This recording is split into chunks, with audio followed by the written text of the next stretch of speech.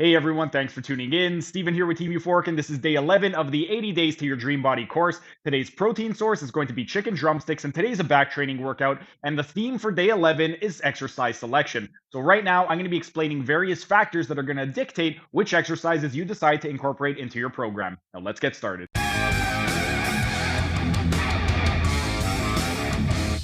And while we're resting, let's talk about how equipment availability will affect your exercise selection. With regard to equipment availability, we want to take a look at both the type of equipment you have available and also the variety of the equipment. Let's say all you have is your body weight. There are literally thousands of exercises you can do that are just body weight exercises, and the only thing that's going to be limiting you is your imagination. Let's say we want to incorporate the squat pattern into somebody's workout. You could start them off with a kneeling squat. If that's easy, you could progress it to a front foot elevated split squat. If that's easy, you could progress it to a split squat. If that's easy, you could progress it to a standard standing squat with the heels elevated. Then you could remove the elevation from the heels, get them to do a box squat. If they can manage that, get them to do an astagrass squat. If they can do that, you could progress them to a pistol squat. We could do the same thing with the pushing pattern. You could have somebody do a kneeling push-up. If that's manageable, you could progress it to an incline push-up. If that's manageable, you could have them do a body weight push-up. Then you could do a body weight push-up with the feet elevated, a pike push-up, a pike push-up with the feet elevated, a handstand push-up. There are thousands of exercises that you could do just with your body weight. However, let's say somebody does have some equipment. Let's say they have free weight, but they're limited with regards to other things, like they don't have a squat rack. Well, if they don't have a squat rack, instead of doing something like a barbell back squat, you could have them do a dumbbell goblet squat instead. If they do not have a bench, then instead of doing something like a bench press, you could have them do a floor press where they're taking a bar or dumbbells down to the floor, having their elbows touch, and then pressing up. Let's say somebody has equipment like machines. If they end up having a full gym setup, then you have unlimited amounts of things that you could do, and are free to get as creative as you like with regard to the exercises. And then let's say that they have the equipment, but they're limited with the amount of weight that they have. If they do not have access to heavy weights, you could get into tempo training. So what you could do, let's say the weights only go up to 50 pounds, and they could do dumbbell squats with 50 pounds, and it's fairly easy. Just have them go down really, really slow and then come up nice and slow as well. That's going to be a way that we can make it more challenging without having to add more weight. But that is it. Time for set number 2. And while we're resting, let's talk about how your training setting can affect your exercise selection. With regard to the training setting, this is going to be the environment in which you are training in. So let's say you are either training at home, you're training at the gym, or you are training at the park. With regard to home training, one thing that's going to be very, very important is motivation, because a lot of people, they end up lacking motivation when they train at home. So you want to make sure that the program is something they will stick to, and it is something that they enjoy. You could write the most perfect workout ever, but if the client finds it very, very boring and they are not able to adhere to the program, then it's a useless program. So you want to make sure that it is something they will actually follow. The other thing too is, let's say you are working out at a gym. Certain gyms, they are going to have certain rules and restrictions. Some gyms, they're only going to have light weights. So if they do have light weights, let's say the dumbbells only go up to 50 pounds, you may need to focus on tempo training. So if you are doing something like squats, they only have 50 pounds and they could do squats with 50 pounds, no problem. You could have them go nice and slow on the eccentric, slowly come up on the concentric, and that's a way that you can make the exercise a lot more challenging without having to go up in weight if they are limited with regard to weights. The other thing is, certain gyms, they may not have things like bars, or they'll have rules like no deadlifting. In those instances, you may need to modify some exercises. If there are no bars available, you will need to do some type of modification with dumbbell training. So instead of a barbell back squat or a barbell front squat, you could do something like a dumbbell goblet squat or a dumbbell squat. If they don't have access, if there's no deadlifting allowed, you could have them do something like a renegade squat where they're holding a dumbbell in between their thighs, coming down, coming back up, or you could have them do some dumbbell deadlifting. A lot of gyms that do have deadlifting restrictions, they only do that for bars. But if you use dumbbells, nobody's really going to say anything. And then let's say somebody is working at the park. If somebody's training at the park, you can incorporate things like calisthenics. There are typically going to be some monkey bars that you could work on. Some, if you are lucky, parks will have rings. So you could do things like you're pushing and pulling regressions and progressions, depending on what their fitness level is at, if they're going to be training somewhere at the park. But that is it. Time for set number 3. And while we're resting, let's talk about how your recovery ability will impact your exercise selection. This is going to be your ability to recover between sets and workouts. And there's a couple different forms of recovery that we need to discuss. There's neural recovery and there's muscular recovery.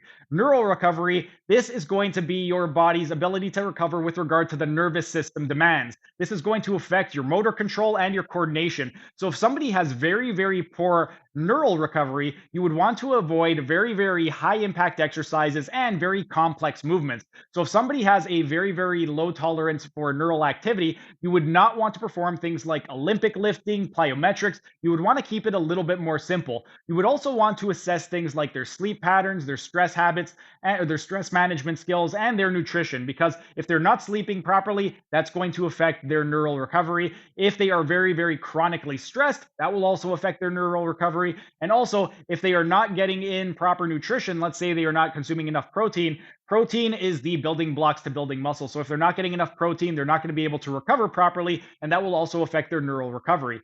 The other thing is going to be muscular recovery. Muscular recovery is going to be your ability to recover from exertion in between sets. So for somebody who has very, very low tolerance with regard to muscular recovery, you may need to incorporate longer rest periods in between the actual sets. So for these types of people, you may require less exercises per workout with longer rest periods. And for them, you may need to assess things like their sleep habits, their hydration, and their nutrition. Sleep is going to be very, very important, not just for neural recovery, but also muscular recovery. And same thing with nutrition. Nutrition, again, protein is going to be the building blocks for your muscles. So if you're not getting enough protein, it's going to be hard to recover. And then the thing with regard to hydration is your muscles are approximately 70% water. So that should let you know how important water is for your muscles to function optimally. So if someone is not drinking enough water, you want to make sure that you increase their water consumption so that their muscular recovery will be a lot better. But our time is up. Set number 4.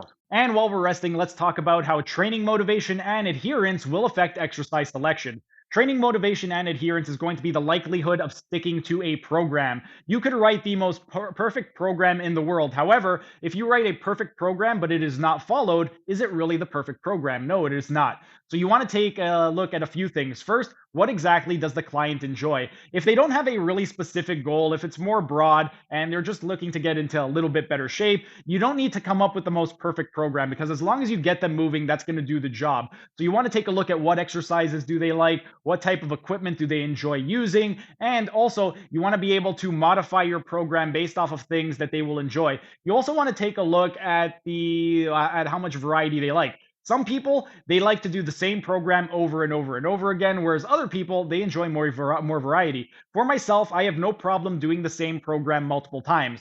For me, it wouldn't be an issue if you were to give me one program and then tell me, do this for 1 month. However, for some people, that could get very, very boring and they may need a little bit more variety. So you may need to give them multiple programs with multiple exercises. And one other thing that you can do is provide a very, very loose structure. One of the things that I'll do with people that they're not athletes and they're just looking to get a little bit more fit is I will write out a program and I will give them a list of different options. So I will say your A1 exercise is a pushing exercise, and I will give them a list of 10 different pushing exercises, and they can choose whichever one they like. So I will give them the acute exercise variables, the sets, reps, intensity, time under tension, rest periods, and they get to choose whatever exercise they like. The other thing that you could do to drive home adherence is going to be challenges. A lot of people, they love doing fitness challenges. So if you could incorporate some fitness challenges into somebody's program, that will also be beneficial. And then if somebody is the type of person that they like to see continual progress, you would want to do the opposite. For somebody who wants to see continual progress, you would want to make sure that you give them a specific program that they can follow. That way they could track their progress workout by workout. So instead of giving them a new program every week, that might discourage them because they're not going to be able to see if they're progressing. Whereas if you give them the same program, they can see on this day I did 20 pounds, the next workout I did 25, the next workout I did 30, and that can motivate them to continue doing the program. So you want to make sure that you take a look at what is their training motivation and are they going to be able to adhere to the program that you wrote. But rest is up, and now it's time for the 5th and final set. Thanks for sticking around until the end of the video. Be sure to like, share, and leave a comment as it'll help the algorithm. And if you enjoyed the content, show your support by subscribing to the channel by clicking on the icon in the bottom right corner. And if you really want to show your support, then consider becoming a member by clicking on the icon in the bottom left corner. These new high quality videos aren't cheap to edit, and the $5 membership will really help with the video editing budget. You'll also get access to a ton of exclusive perks like early access to videos and this program design lecture playlist in the top right-hand corner. And if you want to learn how to do a one-armed pull-up, then check out the playlist on the top left corner.